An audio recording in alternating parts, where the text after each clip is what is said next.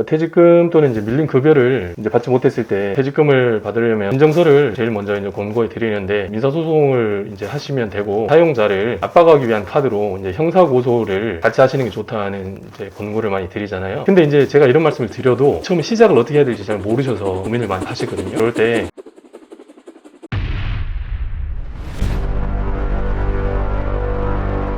안녕하십니까. 오늘은 임금 체불에 대한 기사를 한번 리뷰해 보도록 하겠습니다. 뭐 최근에 이제 비슷한 기사가 좀 떠서 뭐 보니까 어떤 뭐 임금 체불 하청업체 대표 형사처벌 피하려고 이제 고소 취소장 위조해서 재판부에서 뭐 실형 선고했다 이런 내용도 있고, 왜 일을 시켰는데 돈을 안 주죠? 임금체불 신고하니 자발적 퇴사로 이렇게 해서 실직한 69%에 해당하는 분들이 실업급여를 못 받았다, 이제 이런 기사입니다. 그 전에 이제 상담해드린 분이 이제 이런 거 거의 유사한 사례여서 근데 상담이 안 이루어졌죠. 전에 말씀드렸지만 그 이제 궁금해하시는 내용을 메일로 보내주시고 제가 답을 드렸는데 뭐 나중에 말씀드리겠지만 또 디테일하게 유선으로는 이제 안 됐어요.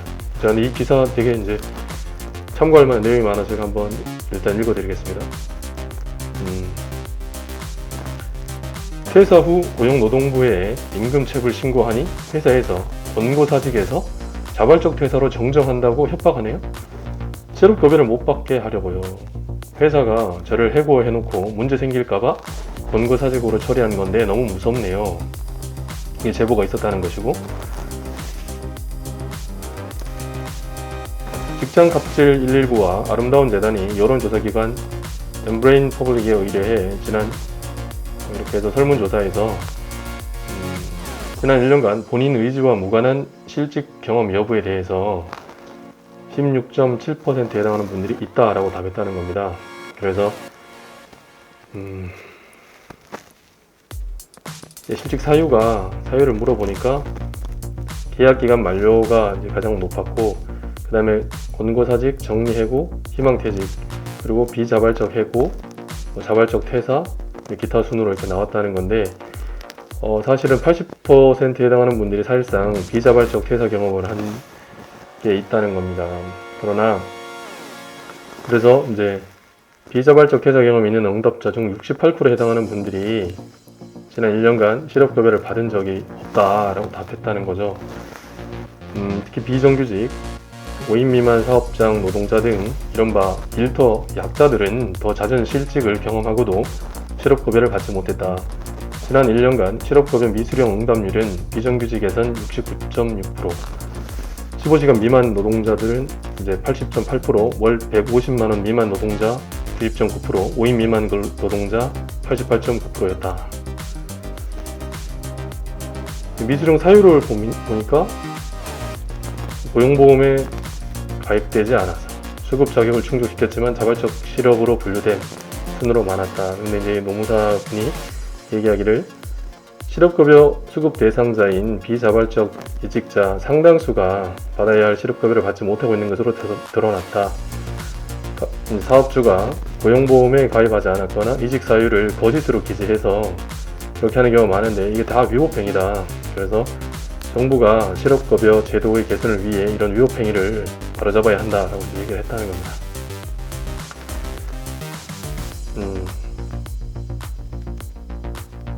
그래서 이제 아쉬움이 많은데, 기본적으로 이제 이 대전제가 이게 다 권고사직을 하면서 사실은 이제 비자발적 임금체불 신고하니까 자발적 퇴사다 라고 이제 해버린 거죠. 그렇게 되면 이제 실업급여를 못 받게 되고, 이제 이런 게 이제 문제라는 겁니다. 그래서 이제 이럴 때 우리 어떻게 대응할 건가, 이제 이런 고민이 있는 거죠. 그래서 이제 아까 이제 말씀드린 그분도 이제 취지가 그 회사를 그만두시면서 퇴직금을 못 받았는데 뭐 어떻게 하면 되겠냐라는 취지로 이제 메일을 처음 주신 거였거든요. 근데 이제 한번 통화가 됐어요. 통화가 됐는데 그때 이제 그분께서 너무 힘들다, 너무 힘드셔가지고 요즘 이제 혼수를 이제 자주 하게 돼서 이제 맑은 정신으로 통하고 싶다 하셔서 이제 다시 한번 약속을 잡았는데 그 이후로 이제 잘 통화가 안 됐죠. 어긋나서. 근데 제가 이제 생각을 해보니까 이제 뭐 유선이긴 하지만 통화하다 보면 본인의 얘기를 이렇게 해야 되기도 하고 또 이게 좀 혹시 이제 뭐 사건 수임해라 라고 이제 유도할까 싶어서 연락을 안 해주실 수도 있고 실제로 이제 메일로 이렇게 연락 주셔서 이제 전화번호 알려드리고 그 이후에 이제 상담이 대부분 이루어지는데 그렇지 않은 부분은 그런 부분에 대해서 이제 좀 고민을 하시는 게 아닌가 이제 그런 걱정도 좀 해보는데 부담 없이 연락 주시면 제가 아는 범위 내에서 뭐 성심껏 이제 상담해드리고 또 방책을 같이 고민해보고 하면 좋을 것 같아요. 근데 하여튼 그분 같은 경우에도 제가 이제 그 메일로 답드린 거 그런 거로 이제 실제로 진행이 되셔서 문제 잘 해결되기를 이제 바라는 마음이고 근데 이제 모르겠습니다. 지금 현재 진행 상황은 제가 알기 어렵고 그래서 한번 이제 관련해서 개괄적으로 이제 관련 내용을 한번 업로드 해드린 적이 있었는데 또 유사한 상담이 최근에 또 있어서 제가 또 한 번 더 디테일하게 한번 말씀을 드려야 되겠다 그런 차원에서 한번 영상 찍게 됐습니다. 그 퇴직금 또는 이제 밀린 급여를 이제 받지 못했을 때 바로 소송을 이제 하실 수도 있죠. 근데 제가 권고드리는 거는 그보다는 지방 노동청이나 지청을 잘 활용하시는 게 좋다. 이분들한테 진정을 내시면 그리고 이제 또 형사 고소를 이제 하시면은 이제 사업주 내지는 고용주한테 굉장히 압박이 되거든요. 그래서 진정서를 이제 제일 먼저 이제 권고해 드리는데 관할 노동청 이제 직접 방문하셔도 돼요. 방문하셔서 가시면은 이제 거기 민원실에 있는 공무원의 이제 도움을 받을 수 있죠. 양식 내놔라. 양식 이렇게 하면 이제 채워야 될 내용에 대해서도 이렇게 물어보면 되고 아니면 이제 인터넷 이제 익숙하신 분들은 인터넷 들어가셔가지고 어디 들어가냐 이제 고용노동부 이제 홈페이지 들어가시면 되죠. 그러면 이제 민원 신청, 임금 체불이나 퇴직금 체불 이제 이런 식으로 그 진정 이제 신고서가 있는데 그런 순서로 작성하셔서 이제 제출하시면 되죠. 그래서 이제 말씀드렸지만 직접 가시면은 공무원들이 친절하게 이제 도움을 줄 거니까 그렇게 하셔도 되고 인터넷으로 이제 하셔도 되고 그러면 인터넷으로 하시게 되면 그 기본 그 양식이거든요. 양식에 진정인, 피진정인, 진정인은 돈 내놔라 하는 분이고 피진정인은 이제 돈을 줘야 될 의무가 있는 이제 사용자죠. 그래서 이제 이런 사람 인적사항 쭉 쓰시고 그 이제 진정 내용에다가 그러니까 돈을 달라고 하는 이제 진정인이죠. 이 사람이 이제 언제부터 언제까지 이 회사에 근무를 하게 됐는데 입사해가지고 이제 6개월이면 6개월 이렇게 근무를 했는데 회사 사정이 어렵다는 이유로 언제부터 언제까지 2개월, 3개월 그래서 400만 원 임금을 지급하지 못했다 이런 식으로 그 진정 이유를 쓰시면 됩니다. 그래서 진정서가 도달되면 이제 고용노동부의 이제 근로감독관이 시정 지시를 내리게 되죠. 그 사용자와 근로감독관의 관계는 이제 근로감독관이 이제 답이기 때문에 사용자가 기한 내 일을 이행하지 않으면은 이제 수사로 전환하게 됩니다. 그리고 이제 근로감독관한테 이제 특별사법경찰관 이런 직능이 있어서 검찰로 사건을 이제 송치하게 되죠. 이제 넘어가게 되면 사용자는 이제 굉장한 이제 압박을 받게 됩니다. 그래서 근로감독관에게 또 이제 체불임금 확인서 이제 이런 거를 발급해달라고 이제 요구하실 수 있는데 그렇게 되면 이제 이 서류를 입수하게 되면 나중에 이제 임금 지급 청구의 소나 퇴직금 지급 청구의 소 이렇게 할 때 이제 그 민사소송이잖아요. 그 민사소송에서 굉장히 이제 유력한 증거 자료가 되기 때문에 그것도 이제 확보하시는데 근로감독관이 그거를 발급 안 해줄 이유는 없기 때문에 순순히 발급해 줍니다. 그래서 그런 것도 잘 활용하시면 되겠다. 그 이제 뭐 퇴직금을 받으려면 원칙적으로 이제 민사소송을 이제 하시면 되고, 근데 유사한 거는 예전에 한번 올려드리는 적도 있는데, 그냥 늘상 제가 이제 드리는 말씀 중에 하나가 그 사용자를 압박하기 위한 카드로 이제 형사 고소를 같이 하시는 게 좋다는 이제 권고를 많이 드리잖아요. 그래서 이제 근로자하고 합의 없이 퇴직 이후에 그 일정 기한, 이제 보통 14일로 기억하고 있는데 14일 이내에 임금이나 퇴직금을 지급하지 않을 경우에 사용자는 이제 3년 이하의 징역, 3천만 원 이하의 벌금에 이제 처해질 수 있죠. 그래서 수사 단계에서 사용자는 이제 이런 부분에서 굉장히 부담을 느끼고 돈을 이제 순순히 내놓는 경우가 많죠. 왜냐하면 사업을 계속 해야 되니까. 그리고 이제 그런 이제 시정 지시를 하게 되는 근로감독관의 말을 안 들어서 이제 뭐 이렇게 하는 거는 사업 이제 하루 이틀 할 게 아닌데, 그 대부분 그리고 이제 그게 더 나아가서 형사적으로 절차가 나를 압박에 두른다. 그러면 이제 돈을 내놓는 경우가 많아서.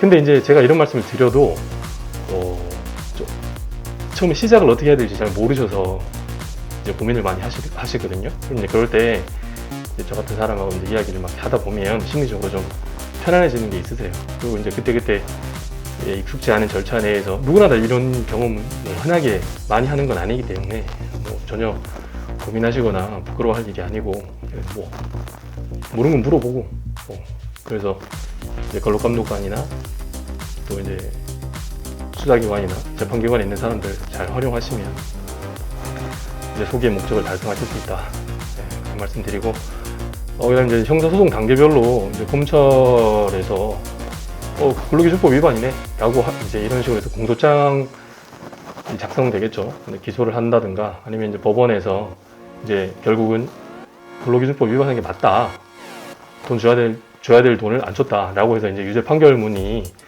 작성이 되고, 이제 그게 내 손에 이제 확보가 되면 이후에 민사소송에서 유력한 증거로 쓰일 수 있기 때문에 이래저래 형사 고소를 이제 병행하시는 게 유리한 측면이 많다는 게 개인적인 생각입니다. 네, 그래서 이제 오늘도 뭐 그렇게 아름답지 않은, 그죠? 왜 이제 돈을 안 주는 거야? 물론 제 주변에도 뭐 이렇게 사업하면서 퇴직금을 안 주는 조건으로 이제 급여를 올려주는 뭐 이런 합의를 해서 이제 그런 이제 사업을 하는 친구도 있고, 그렇게 하긴 이제 그런 얘기를 듣고 또 그 부분에 대해서 이제 상담을 이제 해본 적도 있는데, 근데 기본적으로 줄 돈은 줘야 된다, 이런 생각도 들고 그렇습니다. 그런 합의도 사실은 이제 무효거든요. 그런데 이제 그걸 악용하는, 그런 식으로 이제 사후적으로 악용하는 근로자분도 있겠지만, 그래서 나는 그런 걸 감안해서 다 급여로 다 줬다라고 하는 이제 그런 고용주들도 계세요. 그래서 뭐 양쪽 얘기 다 들어봐야 되지만, 아무튼 저는 이제 지금 이 건에 관련해서는 자기가 이제 실업급여나 이런 거를 이제 못 받을 수 있잖아요. 자발적 실업이다 이렇게 되면 그런 걸로 이제 근로자를 압박하는 이제 고용주에 대한 그닥 아름답지 못한 이야기를 나눠봤습니다. 그래서 그런 고용주를 만난 게 근로자 내지는 노동자의 잘못이거나 탓은 아니라고 생각합니다. 그래서 늘상 드리는 말씀이지만, 제가 이제 그런 직장에서 일하게 된 거, 그런 고용주를 만나게 된 거 절대 여러분 탓이 아니고, 그래서 뭐 잘 해오셨습니다. 그리고 앞으로도 잘 되실 거고, 그래서 항상 스스로 잘 인정해 주시고, 또 예기치 않은 일이 일어났을 때는 주변에 도움 청할 수 있는 사람한테 또 조언도 구하시고, 그래서 현재 봉착한 이런 위기 상황을 잘 타개하시면 앞으로 잘 되실 거다, 이런 희망 가지면서 오늘도 행복한 하루 보내시기 바랍니다. 감사합니다.